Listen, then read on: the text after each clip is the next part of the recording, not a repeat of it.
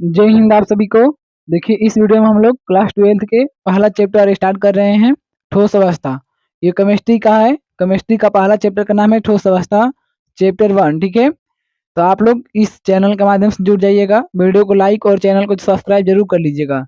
देखिए जब हम पढ़ाई किए थे उस टाइम 20 तारीख था, चौथा महीना 2021 था। ठीक है, और आज आप लोग देख लीजिए कौन सा डेट को आप पढ़ाई कर रहे हैं। ठीक है, तो देखिए ये आपका केमिस्ट्री का क्लास 12th की केमिस्ट्री का आपका ठोस अवस्था है, द सॉलिड स्टेट। इंग्लिश में कहते हैं द सॉलिड स्टेट। ठीक है, तो हम लोग एकदम आराम से पढ़ेंगे और बिल्कुल भी आपको घबराना नहीं है, टेंशन नहीं लेना है। ठीक है, आपको हमारे साथ जुड़ जाइए आप सभी लोग और अपना सिलेबस आराम से खत्म कीजिए, बिल्कुल भी नो टेंशन। ठीक है, और आप लोग नोट्स भी तैयार करते चलिएगा।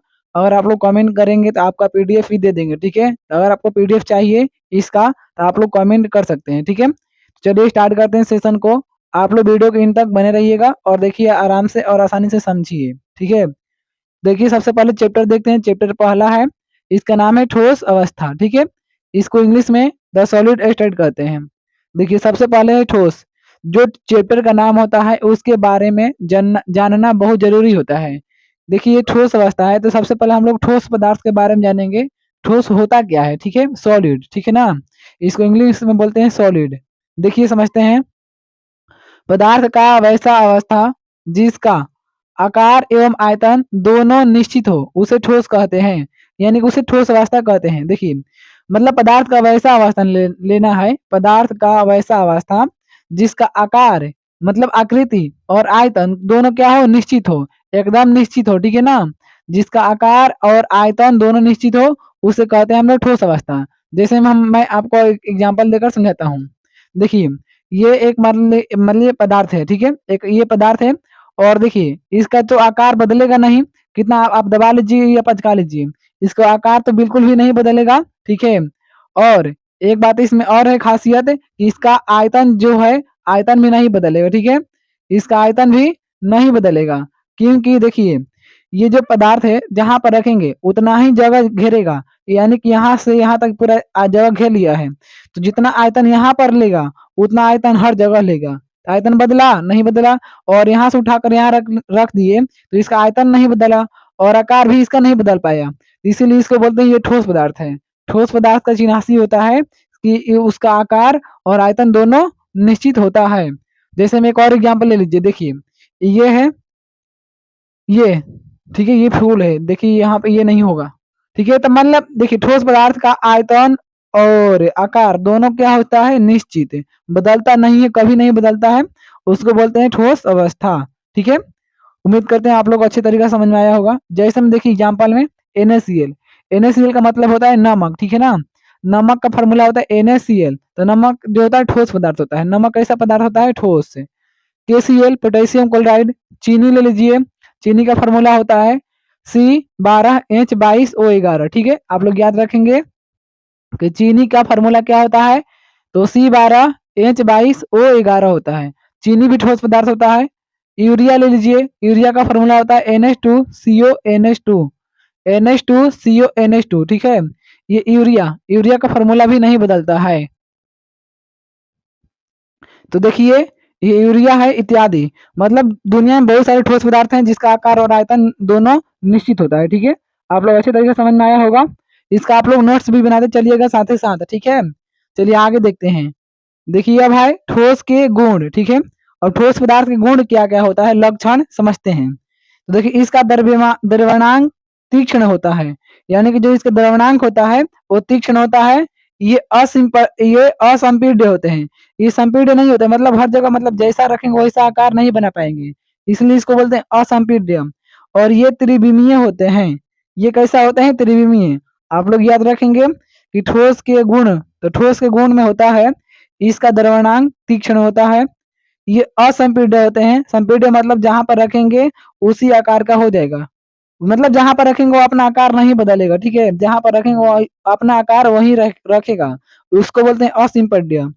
ये त्रिविमीय होते हैं। ठीक है ना, तो आप लोग अच्छे से याद रखेंगे ठोस के गुण। चलिए आगे देखते हैं। अब आगे आगे क्या दिया है, आप सभी लोग जुड़ जाइएगा। ठीक है, चैनल को सब्सक्राइब करके वीडियो को भी लाइक कर लीजिएगा, कमेंट बताइएगा आप लोगों को समझ में आ रहा है तो अब देखते हैं क्रिस्टलीकरण। क्रिस्टलीकरण किसे कहते हैं, आपका 2 नंबर में परिभाषा आ जाएगा कि क्रिस्टलीकरण क्या है। ठीक है, व्हाट इज आपका क्रिस्टलाइजेशन, ठीक है ना, इंग्लिश में बोलते हैं इसको क्रिस्टलाइजेशन, ठीक है, और हिंदी में क्रिस्टलीकरण कहते हैं।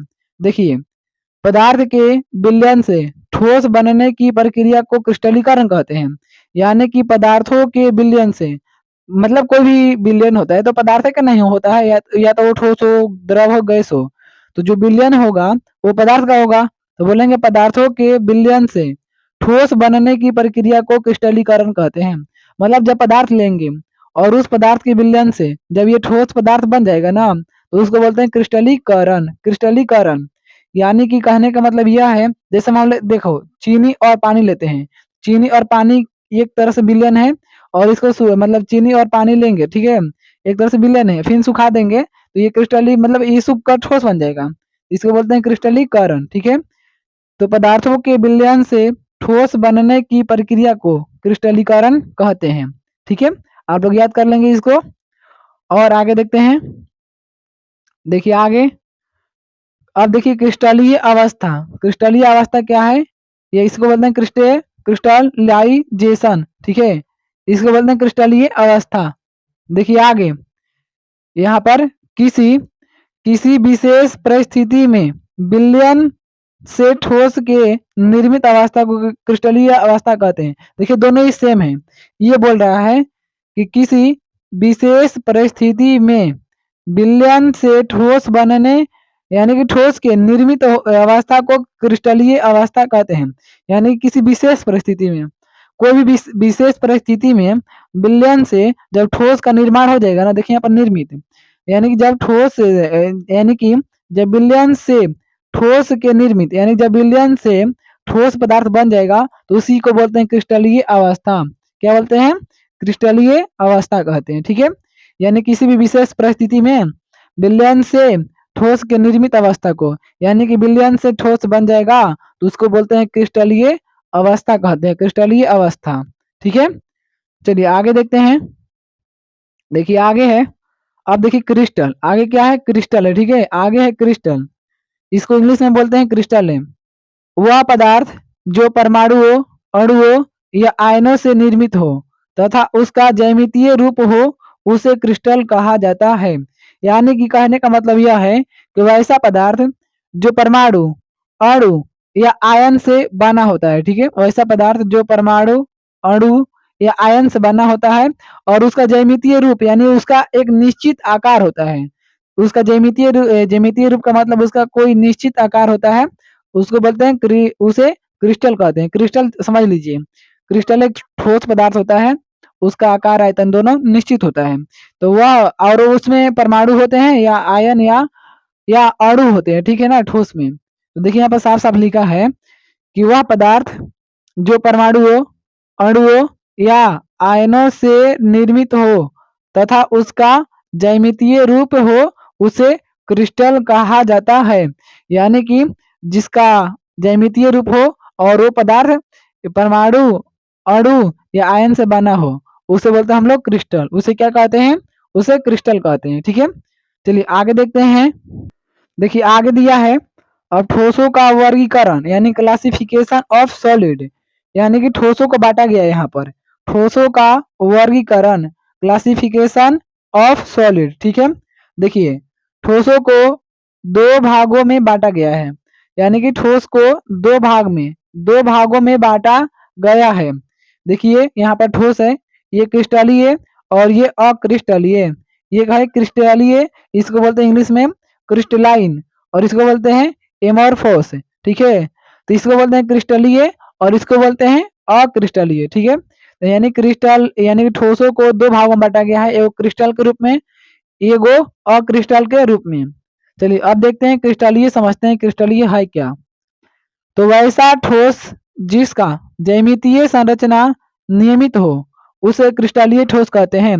कहने का मतलब यह है कि वैसा ठोस जिसका ज्यामितीय संरचना नियमित हो, यानी कि ज्यामितीय जो संरचना है उसका एकदम निश्चित हो, उसे बोलते हैं क्रिस्टलीय ठोस। जैसे में NaCl, जैसे में यहाँ पर ले लीजिए, देखिए जैसे में यहाँ पर आप लोग देख सकते हैं, जैसे में NaCl, NaCl ये एक प्रकार का क्रिस्टलीय ठोस है, क्योंकि इसका जो आपका इसका ज्यामितीय कोई ना कोई रूप है, इसका रूप है। KCl KNO3 लोहा, चांदी, फास्फोरस, ग्रेफाइट इस इन सभी पदार्थों का एक निश्चित रूप है, इसीलिए इसको बोलते हैं क्रिस्टलीय ठोस। ठीक है, चलिए अब समझते हैं अक्रिस्टलीय ठोस। देखिए अक्रिस्टलीय ठोस क्या कहता है? तो अक्रिस्टलीय ठोस वैसा ठोस जिसका ज्यामितीय संरचना अनियमित हो, जिसका ज्यामितीय संरचना का हो अनियमित, यानी कि उसका मतलब आकार निश्चित नहीं हो, उसे अक्रिस्टलीय ठोस कहते हैं। जैसे में देखिए रबर को खींचेंगे तो दूसरा आकार ले लेगा, फिर छोड़ेंगे तो ये दूसरा आकार ले लेगा, यानी कि इसका जो ज्यामितीय संरचना है वो अनियमित है। अनियमित यानी कि कोई इसका निश्चित नहीं है। ग्लास, सिलिका इत्यादि ये सब जो है अक्रिस्टलीय ठोस पदार्थ है, अक्रिस्टलीय ठोस पदार्थ। ठीक है, तो ये सब आप लोग को अच्छे तरीके से समझ में आ रहा होगा। देखिए दोस्त, अभी तक वीडियो को लाइक और चैनल को सब्सक्राइब नहीं किए हैं तो कर लीजिएगा। ठीक है, और आप लोग हमारे साथ जुड़ जाइएगा, आपको 12th का पूरा सिलेबस फ्री में कराएंगे। ठीक है ना, और आपको पीडीएफ भी देंगे, अगर पीडीएफ चाहिए तो आप लोग कमेंट कर सकते हैं। चलिए आगे देखते हैं। देखिए आगे क्या दिया है, अब देखिए नोट पॉइंट। ग्लास या शीशा को अतिशीतित द्रव कहा जाता है। क्वेश्चन आता है आपको कि अतिशीतित द्रव किसको कहते हैं या किसे कहते हैं, यानी ग्लास या शीशा को अतिशीतित द्रव कहा जाता है। आप लोग अच्छे से इसको याद कर लेंगे कि ग्लास या शीशा को अतिशीतित द्रव कहा जाता है। ग्लास में दीर्घप्रास व्यवस्था नहीं होता है, किंतु लघुप्रास व्यवस्था होता है। आप लोग याद रखेंगे कि ग्लास जो होता है, ग्लास में लघुप्रास व्यवस्था होता है, दीर्घप्रास व्यवस्था नहीं होता है। साधारण कांच या ग्लास धातु का सिलिकेट होता है। जो साधारण कांच होता है या ग्लास होता है, तो जो साधारण कांच होता है या ग्लास होता है वो धातु का सिलिकेट होता है। धातु का सिलिकेट होता है। तो जो साधारण कांच या ग्लास होता है वो धातु का क्या होता है? सिलिकेट, धातु का सिलिकेट होता है। ठीक है, देखिए अब इसके आगे हम लोग इसका आगे अंतर पढ़ना है, क्रिस्टलीय ठोस एवं अक्रिस्टलीय ठोस में अंतर। ठीक है, तो ये हम लोग नेक्स्ट वीडियो में पढ़ेंगे। ठीक है, तो आप लोग को ये क्लास कैसा लगा आप लोग कमेंट में जरूर बताइएगा। अगर आप लोग को पूरा केमिस्ट्री का पूरा सिलेबस करना है 12th का, तो आप लोग इस चैनल को जरूर सब्सक्राइब कर लीजिएगा और वीडियो को भी लाइक कर लीजिएगा। ठीक है, कमेंट में जरूर बताइएगा आप लोग क्लास कैसा लगा। अगर आपको पीडीएफ चाहिए तो आप लोग कमेंट कर सकते हैं। ठीक है, और आप लोग टेलीग्राम चैनल को ज्वाइन कर सकते हैं, लुक्कू स्टडी। ठीक है, इसी चैनल के नाम से टेलीग्राम भी चैनल है। ठीक है, तो आप लोग जरूर ज्वाइन होइएगा। चलिए ये वीडियो यहीं तक समाप्त होता है। आप लोगों को वीडियो देखने के लिए बहुत बहुत धन्यवाद। नेक्स्ट वीडियो मिलते हैं, तब तक के लिए जय हिंद।